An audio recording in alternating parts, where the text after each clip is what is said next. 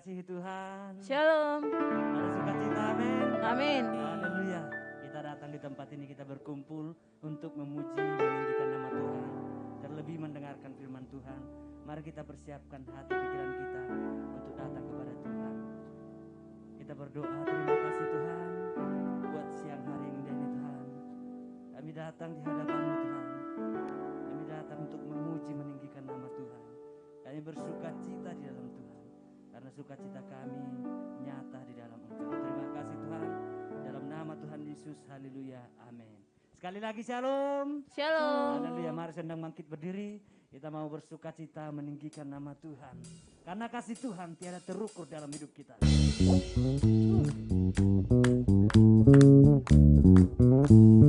Biar hati kita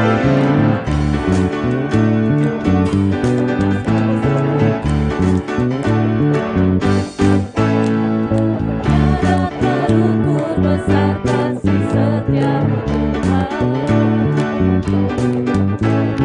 Panjang dan lebarnya melebihi lautan. Jauh tinggi mengatasi langit. Dalamnya tak dapat kuselami. Kasih setiamu besar selamanya. Kasih setiamu besar selamanya. Tiada terukur besar kasih setiamu Tuhan. Panjang dan lebarnya melebihi lautan. Jauh tinggi mengatasi langit. Dalamnya tak dapat kuselami. Kasih setiamu besar selamanya. Kasih setiamu besar selamanya. Hatiku bersyukur, jiwaku memuji, mulutku pun bersorak memuji Engkau, Yesus. Hanya perbuatanmu, besar anugerahmu, takkan berhenti ku memuji namamu. Tiada terukur besar kasih setiamu Tuhan. Panjang dan lebarnya melebihi lautan. Jauh tinggi mengatasi langit. Dalamnya tak dapat kuselami. Kasih setiamu besar selamanya. Kasih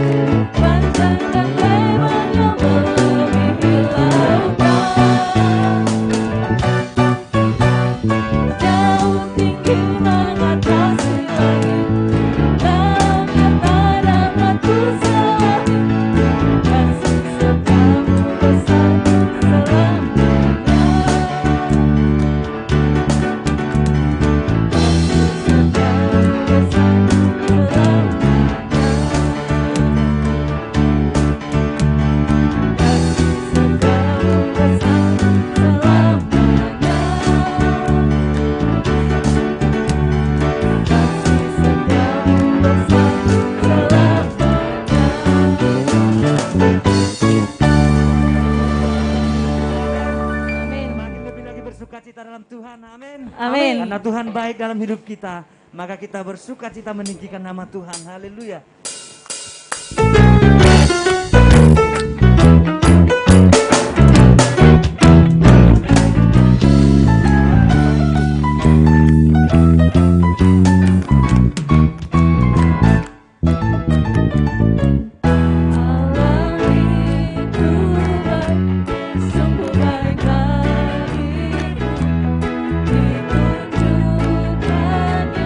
Kasih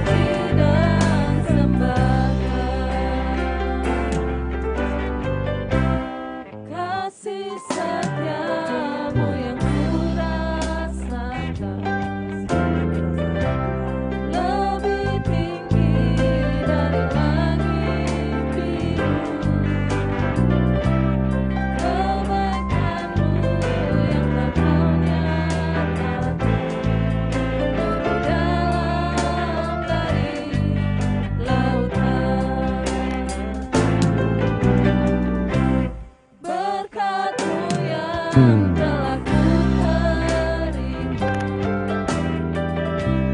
sempat membuatku terpesona. Apa yang tak pernah kupikirkan, itu Engkau sediakan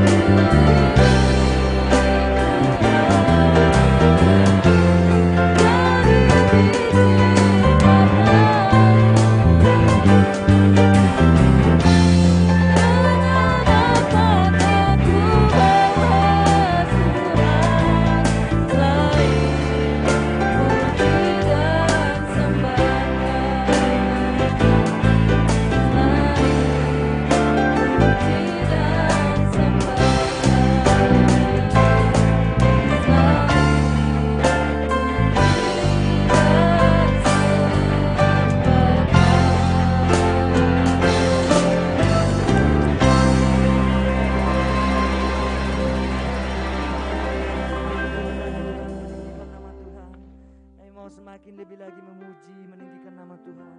Karena Engkau yang layak kami tinggikan dalam hidup kami Tuhan.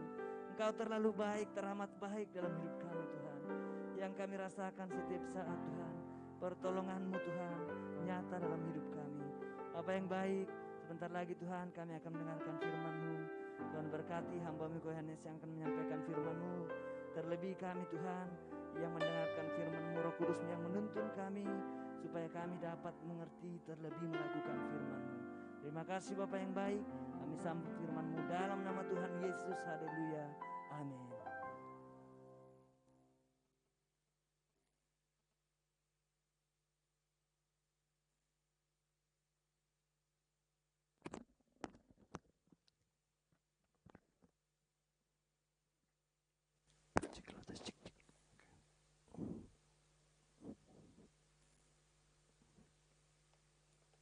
Shalom saudara. Shalom. Saudara merasa diberkati Tuhan pada siang hari ini?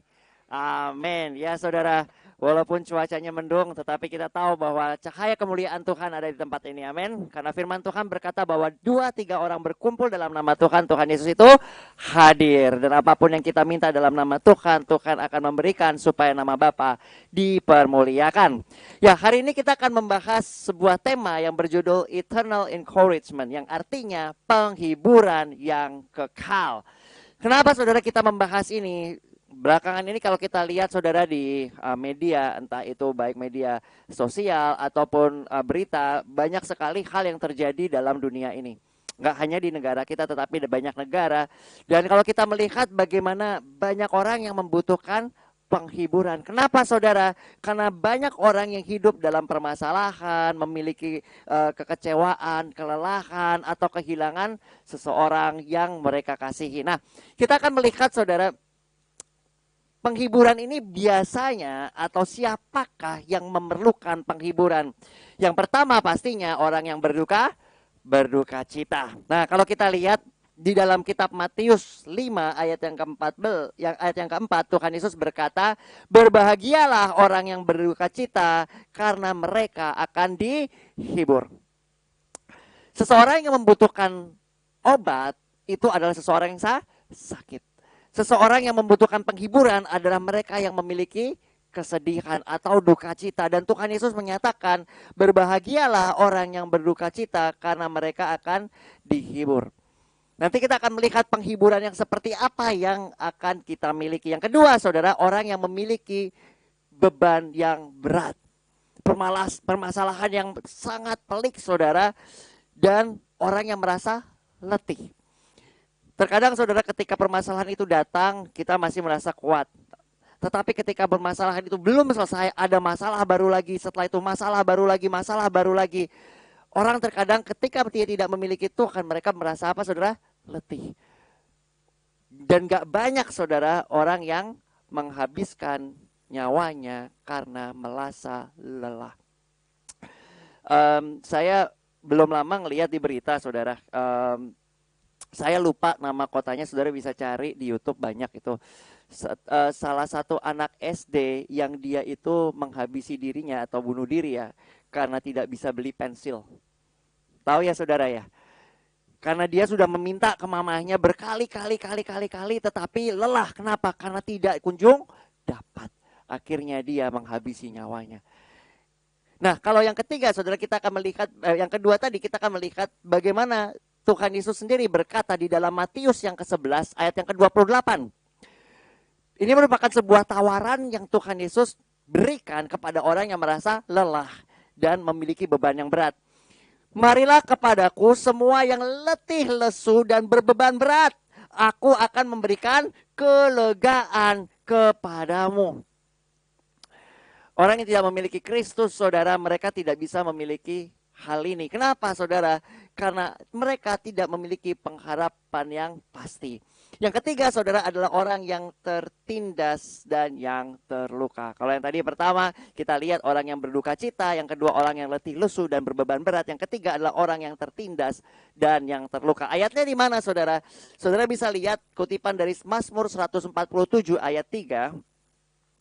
Dikatakan ia, yaitu Tuhan, menyembuhkan orang-orang yang patah hati dan membalut luka-luka mereka. Firman Tuhan menyatakan bahwa Tuhan yang memiliki kemampuan, saudara, untuk apa? Menyembuhkan orang yang patah hati. Penyebab patah hati ada banyak, saudara. Tetapi di sini firman Tuhan menjelaskan bahwa ketika orang itu datang kepada Tuhan, maka Tuhan akan memberikan kesembuhan. Bukan hanya kesembuhan fisik, di sini dikatakan kesembuhan dalam hati mereka. Dan dikatakan membalut luka-luka mereka. Yang keempat, saudara, adalah orang yang takut dan putus asa. Banyak hal, saudara, yang memberikan manusia itu ketakutan. Tetapi firman Tuhan menyatakan ketika kita di dalam Tuhan, Tuhan itu memberikan sebuah jaminan. Makanya kalau kita lihat di dalam kitab Yesaya, saya akan kutip dari Yesaya 49 ayat yang ke-13. Di sini firman Tuhan menyatakan, sebab Tuhan menghibur umatnya dan menyayangi orang-orangnya yang tertindas. Kalau kita lihat bagaimana mata Tuhan itu menjelajah ke seluruh penjuru bumi. Dari mana kita tahu ayatnya? Kalau saudara masih ingat ketika Tuhan itu berbicara dengan iblis, ketika dia itu iblis itu ingin mencobai Ayub, ditanya bahwa mata Tuhan itu menjelajah seluruh bumi, dan Tuhan berkata, tidak tahukah kamu bahwa Ayub itu adalah orang yang paling setia. Jadi mata Tuhan itu menjelajah seluruh bumi. Kenapa, saudara? Karena Allah itu adalah Allah yang maha hadir, Allah yang maha tahu, Allah yang maha kuasa. Dan di sini, saudara, kita bisa melihat bagaimana Tuhan ini menghibur umatnya. Kata-kata menghibur ini menunjukkan bahwa Tuhan menaruh perhatian akan setiap hal yang terjadi dalam kehidupan anak-anak Tuhan. Dan kalau saudara lihat, ada juga orang yang di sini dikatakan merasa sendirian dan ditinggalkan. Orang yang merasa sendirian dan ditinggalkan ini juga memerlukan penghiburan. Nah,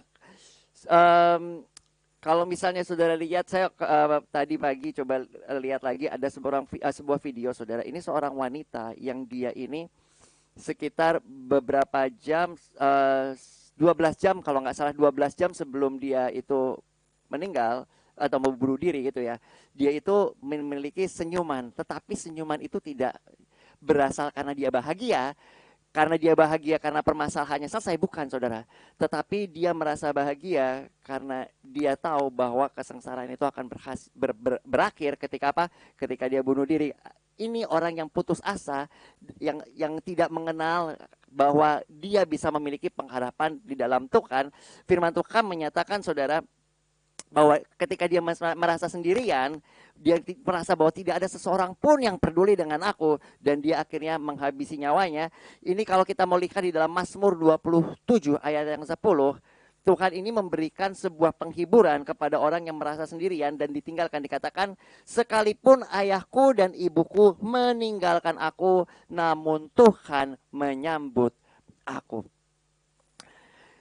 Sekalipun ayahku dan ibuku meninggalkan aku. Artinya Tuhan ini memberikan sebuah jaminan ketika kita bersama-sama dengan Tuhan atau hidup di dalam Tuhan, Tuhan tidak akan pernah meninggalkan. Sama seperti Tuhan Yesus berkata bahwa aku tidak akan pernah meninggalkan engkau dan tidak akan pernah menjadikan engkau yatim piatu. Yang keenam saudara, adalah orang yang memiliki kegagalan saudara. Orang yang gagal biasanya mereka akan merasa putus asa. Mereka butuh dihibur. Nah, di sini saudara, firman Tuhan menyatakan bagaimana ketika kita memiliki hal tersebut kita bisa datang kepada Tuhan. Kenapa? Karena di dalam kitab Mazmur 51 ayat 19 firman Tuhan berkata seperti ini. Korban sembelihan kepada Allah ialah jiwa yang hancur, hati yang patah dan yang remuk, tidak akan kau pandang hina ya Allah. Ketika seseorang menyesali dosanya dan mengakui di hadapan Tuhan dengan hati yang hancur, Tuhan akan memberikan penghiburan. Kenapa? Karena firman Tuhan menyatakan hati yang patah dan remuk tidak akan dipandang hina. Tetapi Tuhan menghargai penyesalan seorang dan pertobatan seseorang. Dan yang terakhir sudah kita bisa melihat bahwa orang yang menderita aniaya. Nah, kita akan lihat teksnya saudara di dalam kitab 2 Tesalonika yang kedua ayat yang ke-15 sampai ke-17. Dan dari situ kita akan membahas lebih dalam lagi. Firman Tuhan berkata seperti ini. Sebab itu berdirilah teguh dan berpeganglah pada ajaran-ajaran yang kamu terima dari kami. Baik secara lisan maupun secara tertulis. Dan ia Tuhan kita Yesus Kristus dan Allah Bapa kita yang dalam kasih karunia-Nya telah mengaruniakan kita dan mengasihi kita dan menganugerahkan penghiburan abadi dan pengharapan yang baik kepada kita, kiranya menghibur dan menguatkan hatimu dalam pekerjaan dan perkataan yang baik. Saya akan kupas lebih jauh di sini saudara. Kitab 2 Tesalonika 2 ayat 15 di sini sampai 17 ini kalau kita melihat latar belakang dari penulisan dari kitab ini kitab ini ditulis sekitar tahun 50 sampai 52 Masehi. Nah, jadi saudara bisa lihat bagaimana penulis dari kitab ini adalah Paulus. Nah, saudara bisa lihat jemaat pada saat itu keadaannya seperti apa sih? Kenapa kok sampai Paulus ini menulis seperti ini? Keadaan yang terjadi pada jemaat yang mula-mula tersebut adalah mereka ini mengalami pertumbuhan iman. Tetapi saudara, mereka juga mengalami penganiayaan yang hebat. Sehingga mereka membutuhkan penghiburan juga. Dan mereka ini menanti-nantikan kedatangan Tuhan. Nah saudara bisa melihat di ayat yang ke-16 dikatakan, dan ia Tuhan kita Yesus Kristus dan Allah Bapa kita dalam kasih karunia-Nya telah mengasihi kita dan menganugerahkan penghiburan abadi. Apakah arti kata abadi saudara? Abadi itu adalah penghiburan yang tidak akan pernah punah, tidak pernah habis. Dikatakan Tuhan telah menganugerahkan penghiburan abadi dan pengharapan baik kepada kita. Dan kalau sudah lihat di 17, kiranya menghibur dan menguatkan hatimu dalam pekerjaan dan perkataan yang baik. Kenapa kok di sini ditulis menghibur dan menguatkan hati dalam pekerjaan dan perkataan yang baik? Karena firman Tuhan menyatakan bahwa Dia mempersiapkan kita atau memilih kita dari mulanya untuk melakukan pekerjaan yang baik di dalam Tuhan. Kenapa saudara? Karena dari mulanya Tuhan menciptakan kita serupa dan segambar dengan Dia. Nah kalau kita melihat saudara bagaimana penghiburan yang kekal ini, kita bisa melihat di dalam kitab 2 Korintus 2 Korintus 1 ayat yang ketiga sampai dengan ayat yang kelima. Firman Tuhan berkata seperti ini. Terpujilah Allah Bapa kita Tuhan Yesus Kristus, Bapa yang penuh kasih dan belas kasihan, dan Allah sumber segala penghiburan. Allah sumber segala apa saudara?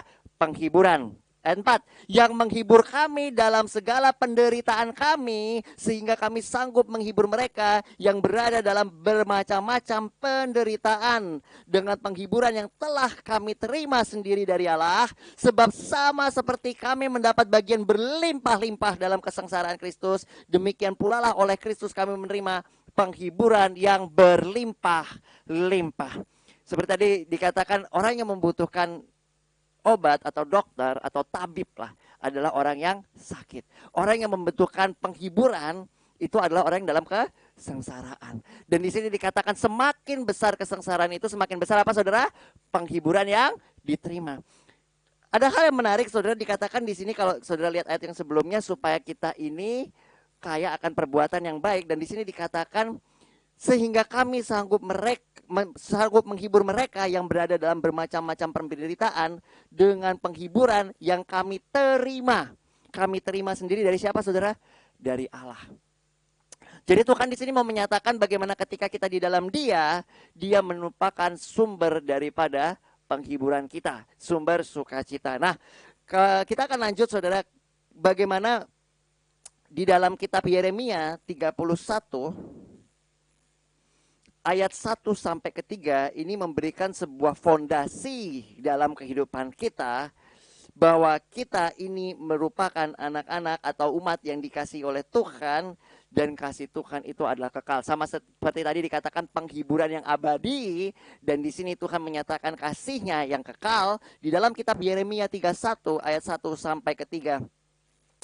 Pada waktu itu demikianlah firman Tuhan, aku akan menjadi Allah segala kaum keluarga Israel, dan mereka akan menjadi umatku. Ayat 2 saudara, beginilah firman Tuhan, ia akan mendapatkan kasih karunia di padang gurun, yaitu bangsa yang terluput dari pedang itu, Israel berjalan mencari istirahat bagi dirinya. Ayat ketiga, dari jauh Tuhan menampakkan diri kepadanya, aku mengasihi engkau dengan kasih yang kekal, sebab itu aku akan menyanjutkan kasih setiaku kepadamu. Kalau kita berbicara mengenai bangsa Israel, ada banyak hal yang kita bisa lihat saudara. Bangsa Israel ini dikatakan bahwa bangsa umat pilihan Tuhan. Dalam perjanjian baru, firman Tuhan menyatakan bahwa kita yang menerima Kristus itu menjadi bangsa Israel. Makanya kalau saudara ikut sekolah minggu dulu, kan ada lagu, Bapak Abraham mempunyai banyak sekali anak-anak, aku anaknya dan kau juga, mari puji Tuhan. Kenapa saudara? Karena kita ini diangkat sama Tuhan untuk menjadi bagian dalam kerajaannya. Nah, hal yang kita mau lihat di sini, firman Tuhan menyatakan bahwa ia mendapat kasih karunia di padang gurun. Padang gurun saudara itu adalah tempat di mana tidak ada segala sesuatu. Benar ya saudara ya. Saudara kalau ke padang gurun gak bakal ketemu Walmart saudara, atau ketemu Alfamart atau apapun itu. Gak bakal saudara. Kenapa? Karena di situ tidak ada apapun juga kecuali pasir dan tanah. Tapi kita bisa melihat bagaimana mereka mendapatkan kasih karunia Tuhan ketika mereka di padang gurun. Tuhan mengadakan banyak tanda heran dan mujizat. Apa yang terjadi ketika mereka tidak punya makan? Tuhan memberikan mana. Ketika mereka tidak mempunyai air keluar dari batu. Apa yang tidak mungkin untuk manusia itu bisa pikirkan, itu yang Tuhan sediakan di padang gurun. Nah, kalau saudara lihat firman Tuhan di ayat ketiga, aku menampakkan diri kepadanya. Berkata apa Tuhan? Aku mengasihi engkau dengan kasih yang kekal. Kalau tadi penghiburan yang abadi diberikan kepada kita, kalau sekarang kasih yang kekal diberikan kepada kita. Dan firman Tuhan menyatakan, aku akan melanjutkan kasih setiaku kepadamu. Kasih setia Tuhan itu abadi saudara. Kenapa? Karena kita ini telah dipanggil untuk menjadi miliknya. Saya akan lanjutkan saudara. Di dalam 2 Korintus yang keempat, ayat yang ke-16 sampai ke-18. Ini melanjutkan mengenai apa yang telah kita terima dan efek dari apa yang kita terima dari Tuhan tersebut. Firman Tuhan berkata seperti ini. Sebab itu kami tidak tawar hati meskipun manusia lahiriah kami semakin merosot, namun manusia batiniah kami diperbaharui dari sehari ke sehari. Sebab penderitaan yang ringan sekarang ini mengerjakan bagi kami kemuliaan yang kekal yang melebihi segala-galanya. Jauh lebih besar daripada segala penderitaan kami. Ayat 18. Sebab kami tidak memperhatikan yang kelihatan, melainkan yang tidak kelihatan. Karena yang kelihatan adalah apa saudara? Sementara. Sedangkan yang tidak terlihat adalah kekal. Tubuh kita terlihat gak saudara? Terlihat. Tapi tubuh kita ini sifatnya apa saudara? Sementara. Kita nggak akan memakai tubuh ini selama-lamanya. Dan firman Tuhan menyatakan yang tidak terlihat itu adalah kekal. Kita nggak bisa lihat roh kita saudara. Tetapi ketika roh kita dipanggil Tuhan, tubuh kita apa saudara? Mati. Yang ada apa saudara? Roh kita bersama dengan Tuhan. Makanya kalau misalnya saudara ketemu sama istilahnya keluarga yang sanak saudaranya udah meninggal, misalnya katakanlah di mana A, mereka ngomongnya apa saudara? A sudah nggak ada, walaupun tubuhnya masih ada. Kenapa? Karena yang ada adalah yang sesungguhnya adalah roh. Ini cuma kayak kasarnya casing. Kalau saudara punya telepon, handphone begini ya saudara, ini tanpa ada yang dalamnya, prosesornya dan segala macam, maka ini cuma apa saudara? Casing. Nah, dalam kehidupan kita bisa melihat bagaimana Tuhan ini menyatakan supaya kita memperhatikan apa saudara yang tidak terlihat. Tuhan itu tidak terlihat secara mata. Kita berbicara dalam konteks orang yang nggak punya penglihatan ya saudara. Maksudnya yang nggak punya karunia penglihatan. Tetapi di sini kita bisa melihat bahwa firman Tuhan menyatakan segala sesuatu dijadikan oleh siapa saudara? Oleh Dia. Kitab Yohanes 1 berkata bahwa pada mulanya adalah firman, firman itu adalah Allah dan firman itu bersama-sama dengan Allah dan firman itu adalah Allah dan Dia menjadikan segala sesuatu. Allah itu adalah roh. Kalau kita lihat di kitab Kejadian, Allah berfirman, maka segala itu jadi. Nah, yang selanjutnya saudara, kita akan lihat di dalam kitab Roma yang kelima ayat yang ke-1 sampai dengan ayat yang kedua. Ini menanggapi akan penghiburan dan pengharapan yang Tuhan berikan kepada kita di dalam Dia.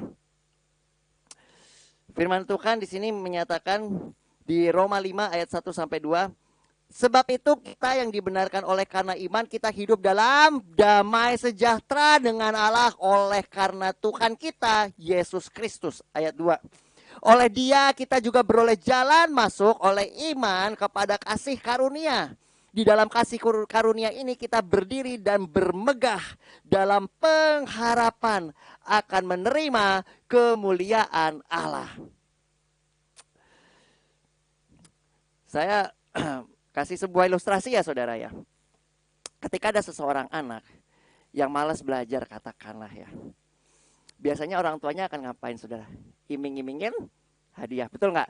Kalau kamu belajar nilainya bagus, nanti dikasih mainan, mobil-mobilan. Dari yang tadinya nggak mau belajar, dia jadi apa saudara? Belajar. Coba biar jadi juara. Kenapa saudara? Dia nggak mikirin susahnya belajar. Tapi yang dia pikirin apa saudara? Mainan yang belum dilihat. Mamanya belum beliin mainan saudara. Mainannya belum ada di depan mata. Tapi dia pikirin apa saudara? Mainan itu. Wah kalau aku juara, mainan pasti aku dapat. Firman Tuhan menyatakan hal yang sama saudara. Tuhan ini menyediakan kemuliaan yang sekarang belum kita lihat. Saya bukan ngomong kemuliaan yang ada di bumi, tetapi kemuliaan yang kekal. Yang akan kita dapatkan bersama-sama dengan Dia. Firman Tuhan menyatakan bahwa itu belum kita lihat sekarang. Tetapi saudara, firman Tuhan menyatakan bahwa kita menerima dengan apa saudara? Dengan iman. Karena itu dikatakan kita memiliki jalan masuk kepada kasih karunia. Yaitu kemuliaan yang kita miliki bersama-sama dengan Dia yang belum kita lihat. Tetapi kita tahu bahwa firman itu adalah nyata. Kenapa saudara? Kalau saudara lihat di dalam firman Tuhan, setiap nubuatan yang ditulis di firman Tuhan saudara, Dari perjanjian lama digenapi di perjanjian baru. Contohnya siapa? Tuhan Yesus.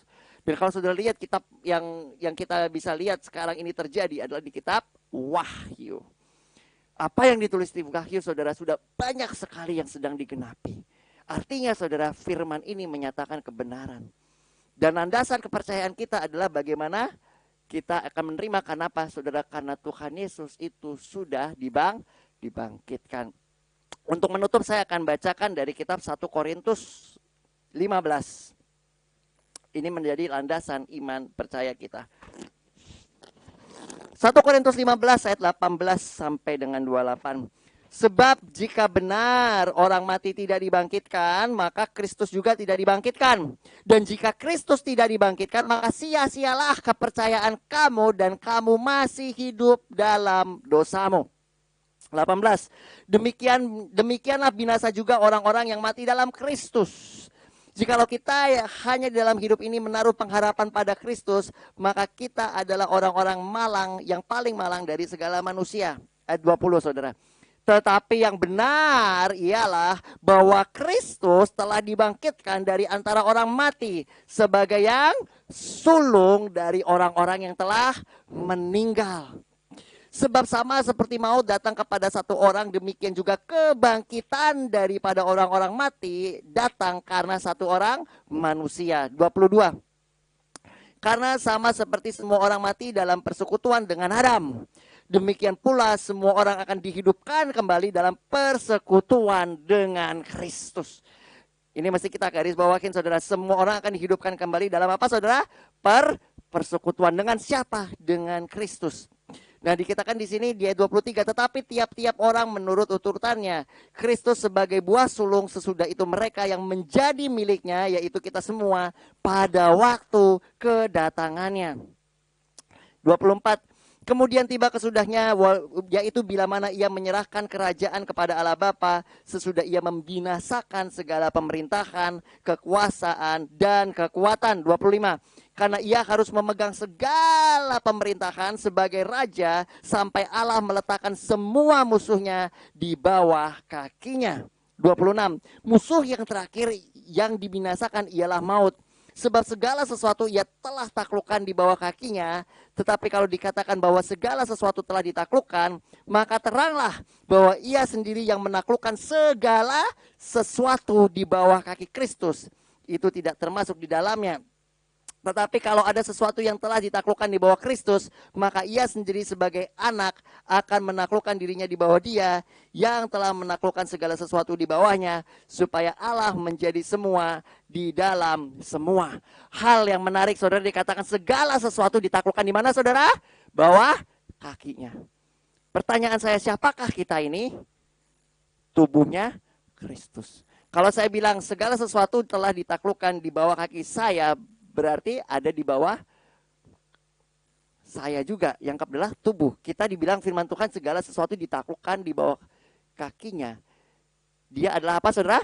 Kepala. Kita tubuh. Berarti segala sesuatu itu ditaklukkan di bawah kaki kita. Kenapa? Karena firman Tuhan yang paling akhir adalah kematian. Yang paling ditakuti orang. Tetapi firman Tuhan menyatakan bahwa Kristus telah bangkit sebagai bukti bahwa kita yang ada di dalam dia, yang menaruh pengharapan dia akan dibangkitkan bersama-sama dengan dia.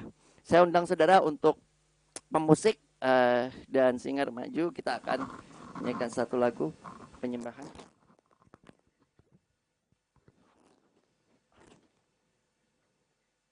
Kita akan menyanyikan lagu Engkaulah kekuatanku ya Tuhan, sumber pengharapanku, tempat penghiburanku ya Tuhan. Kami bersyukur Tuhan untuk firman-Mu yang menguatkan kami Tuhan, yang memberikan kami pengharapan yang baru. Karena ketika kami ada di sini Tuhan, Engkau selalu menyertai kami. Engkau Allah yang tidak pernah meninggalkan perbuatan tangan-Mu ya Tuhan. Engkau yang terus Tuhan menuntun setiap langkah kami. Seperti seorang gembala yang menuntun domba-dombanya. Dan kami mau mendengar Engkau ya Tuhan. Mari kita katakan, Engkaulah kekuatanku, tempat perlindunganku saat